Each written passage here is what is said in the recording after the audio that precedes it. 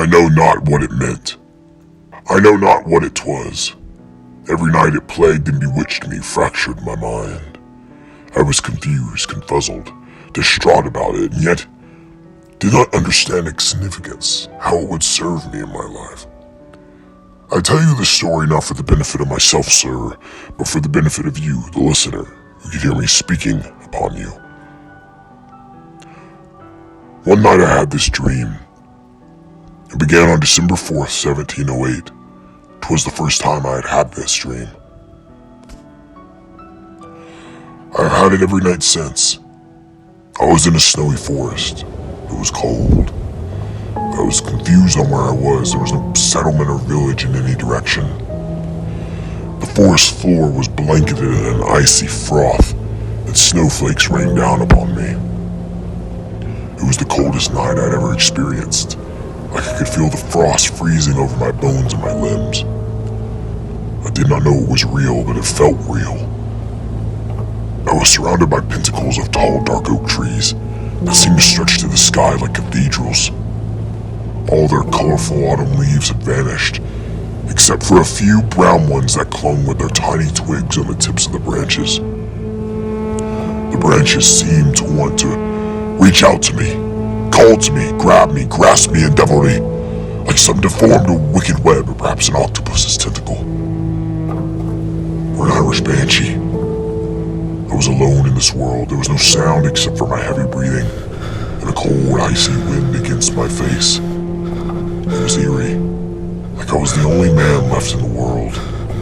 I was wearing a long black cloak that flew to my knees, the finest of black leather boots, a wide-brimmed black hat, and black thick gloves. And in the middle of my coat was a black cotton shiv that had strings dangling from my chest. The cap kept my lanky, long black hair warm. It had reached down to my shoulders, and my white skin was cold. I had me with a lantern that was not lit, a powder flask, a hunting knife, and a few bags of food, a water cask, and a musket rifle. The darkness seemed to envelop me, swallow me like the great jaws of the devils of hell. I quickly lit the wick, sparking it with flint and steel until a tangly candle wick went aflame into an orange glow. I closed the glass case and lifted it ahead of me to see the endless plain of snow and trees. Shrubs were covered with frost. Ponds were frozen, and the snow in the trees seemed to weigh them down like a burden. I loaded my musket with the black gunpowder and shot and rope. Stuck it out, shoved the ramrod down the barrel, cocked it, and began to travel through this great expanse of a dead world. My boots crunched in the snow like twigs breaking with each step I took. I held the lantern ahead of me, and it cast shadows of an inky night on the bark of the trees or a snowy rock, dancing in the firelight like a witch or a wizard. I kept my gun level with me and walked on, going through endless treks of snow and ice, frozen holes. There was no animals, no wildlife, nothing. Not a rabbit, fox, deer, or bird in sight. Yet there was a passing strange in my blood, like a sharp sensation that shook my soul. There was no other living being, no human in this void of nothingness. After traveling many miles of what seemed like hours upon hours, I came to an opening in the foliage. I could not believe it. Before me was a separation where the forest broke off into a ring of blackwood. Nearly 50 yards from my standing was a lone prairie, desolate in the snow blizzard. My cloak was flapping in the wind behind me like a raven's wing, and I was freezing. So cold. Frost had formed on my mustache and cheeks. My nose felt raw, bright red like a berry, and lips cracked and flaky with salt in the water. My hands were purple, black like an old bruise, and my entire body was shivering as I squinted through the wind. I was praying to get warm there, to start a fire, eat, drink, and sleep. Instead, I took the water cask from my satchel, popped the cork off, and gave it a few swigs in the cold, cool water, satisfied my throat.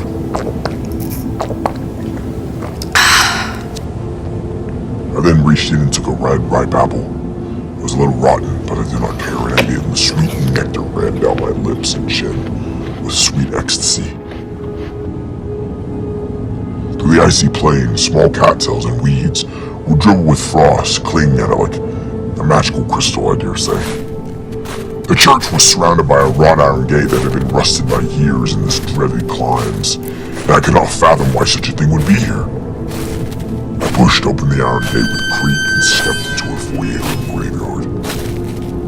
There has to be 300 at least tombstones, crypts with weeds and green moss and black vines clung and wrapped around it like a slippery eel.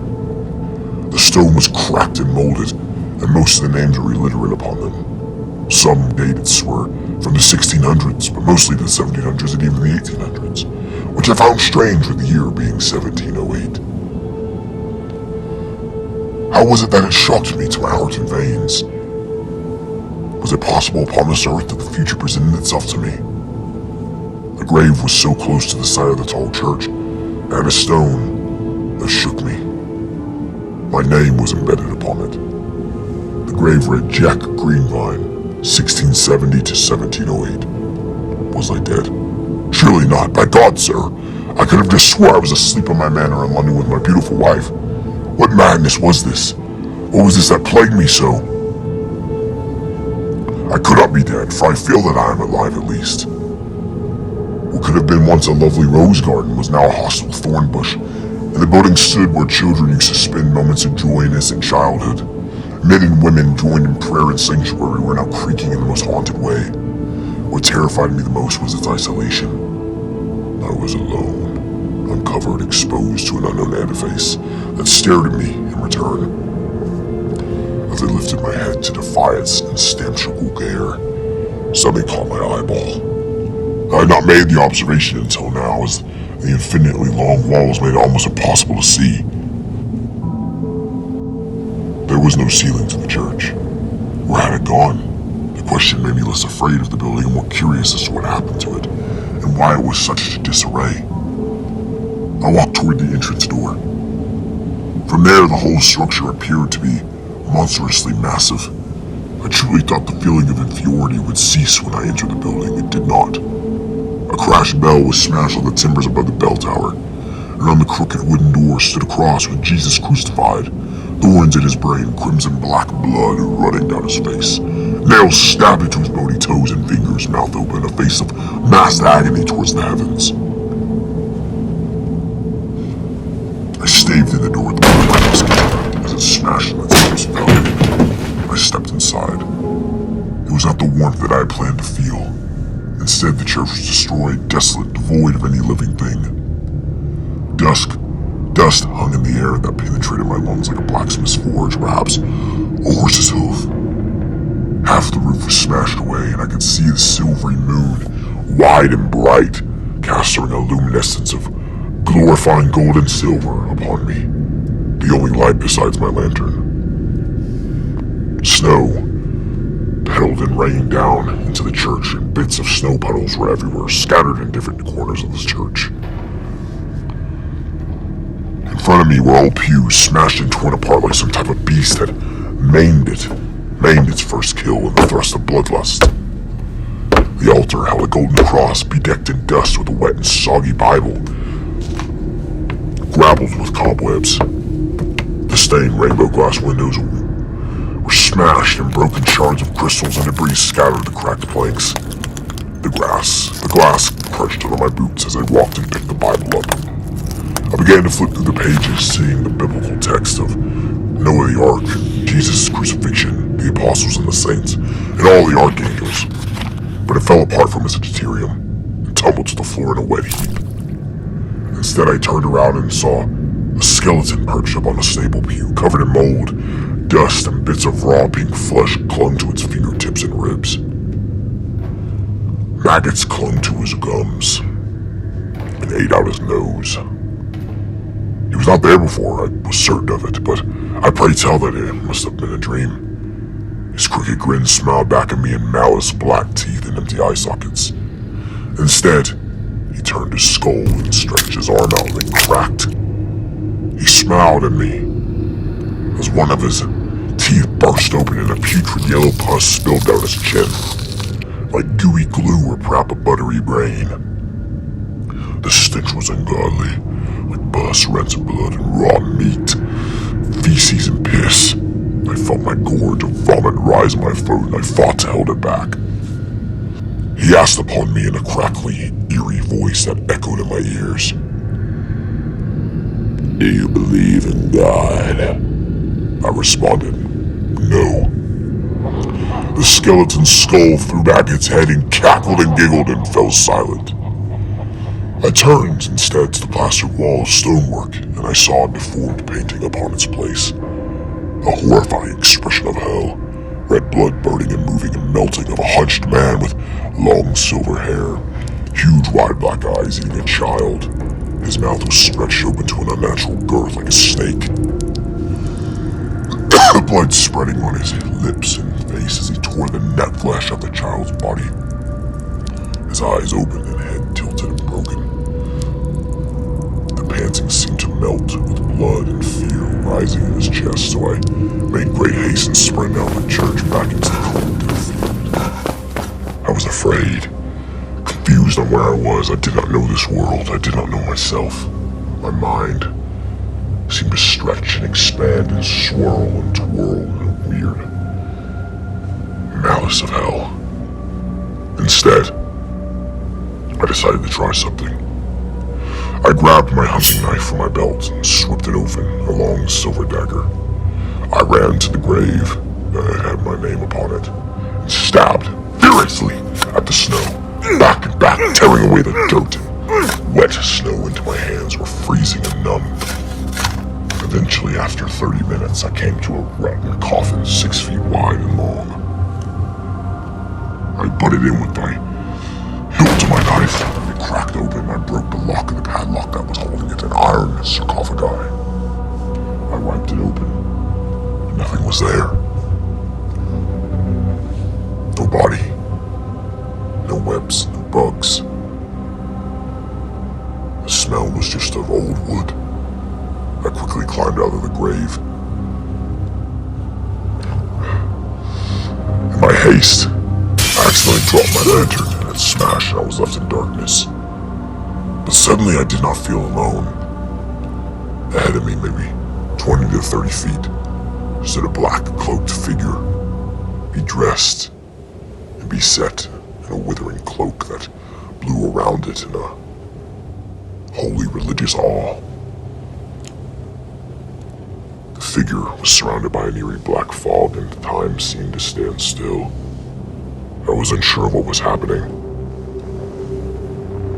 The figure had to be 9 to 10 feet tall, a hunched back, its head and neck stretched out maybe 3 feet. I could not see its face for the hood covered its face, for the hood covered its shawl, and all I could see were yellow red eyes.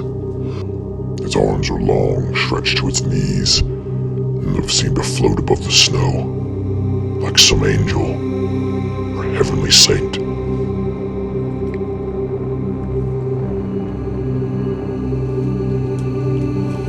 Out of fear and anxiety, I cocked my musket and aimed it straight at him, and I screamed through the battered wind.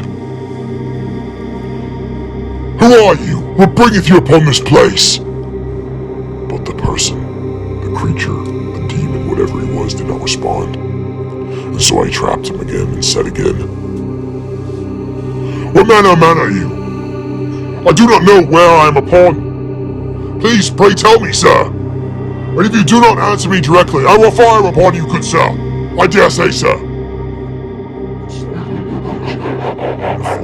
Malice Bell laughed. Eardrums, my heart beated in my ears. The wind seemed to die, and all I heard was his voice, which still echoes in my mind to this day. I have seen past the farthest star, and I have gone to the edges of the earth. And I can take you there, and if you so choose, I can give you all the things you never knew you wanted.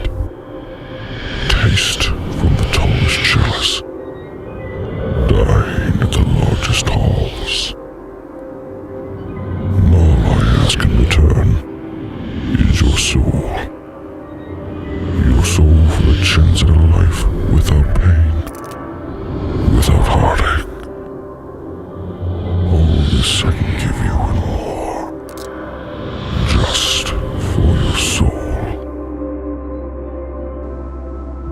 after he had said that, I could not speak. I could not conjure a single word. It was like I had never spoken before. Instead, he said this. Drain you of woes. Your God has turned his back on you. That's why my tracks still push me forward. I felt dizzy. My feet were swaying under me, my boots kicked, and I fell onto my butt. I dropped my musket rifle and fired in the direction of where the creature stood, but the bullet, the musket ball, missed and flew into the forest beyond him. Everything seemed to form into darkness, and instead, I felt a pain in my belly, something ripping apart. I felt a stab, and I looked down, and a knife had stabbed into my stomach. It was done by my own hand, with my hunting knife. My spleen and purple liver spilled out on me like slippery rope. I stepped on it and slipped and fell face first in the sand, the snow. The crimson tide ran into the snow and mixed with the white and red like summertime raspberries. I reached out to the creature, but instead he turned from me and walked back towards the forest beyond where I had come, the beginning of this dreaded, horrifying dream. And instead, he vanished. And I was left alone in the darkness and the cold, feeling hopeless, like death was upon me. But I felt something I had not felt at all in that entire dream before. Indeed, I was not afraid.